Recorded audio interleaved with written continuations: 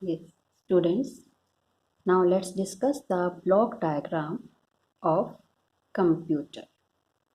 Now, why we call it the block diagram? Because here you can observe each and every section is represented by a block. That's why it is called block diagram of computer. Now, earlier we have studied IPO cycle: input, process, and output. Input and output is the same, but now we have elaborated the processing section. Now processing, where the processing takes place in computer? Yes, it takes place in the CPU. So this block is representing the CPU. And CPU has many subparts: control, arithmetic logic unit, and main memory. Now you can observe in this diagram two kinds of arrows had been used. One is representing data flow and dash arrow is representing the control flow. Dash arrow is originating only from the control unit of CPU because control unit is the supervisor of CPU. So dash arrow is going from control unit to the other parts of the CPU. It going to main memory, it going to input part. One dash arrow is going from control to output and one is going to auxiliary storage. Now, what do you mean by auxiliary storage? Now, it is another name of secondary memory or external memory. We call the auxiliary storage as secondary memory or external memory. It is your backing storage.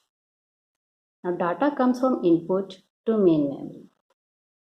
Then from main memory, according to the given instruction, it goes to the ALU, that is arithmetic logical unit. And if it is required to permanently store, it goes to the auxiliary storage.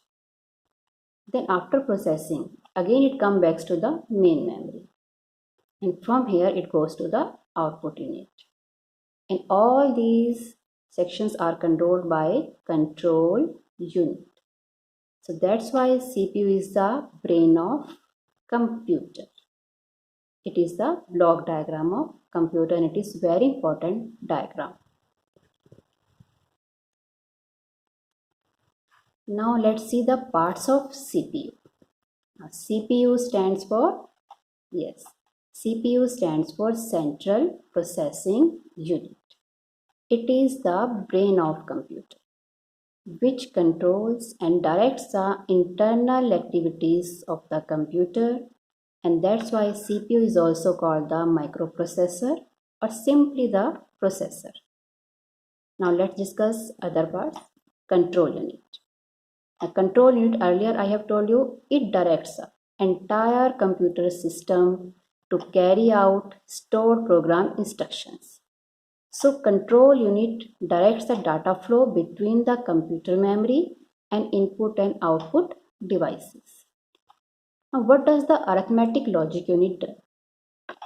It performs arithmetical logical calculations. Now, what do you mean by arithmetical logical calculations? Arithmetical calculation like addition, subtraction, multiplication, division. These type of calculations are known as arithmetical calculations. And logical calculations are those which consist of comparisons like greater than, less than, equal to, not equal to, etc. So result of these operations are stored in the memory or sent to the output devices according to the instructions. And last part, memory unit. All data is temporarily stored in memory unit during the execution of programs. During the execution of programs, temporarily stored in memory unit. Have you studied about the RAM and ROM? That is the main memory unit.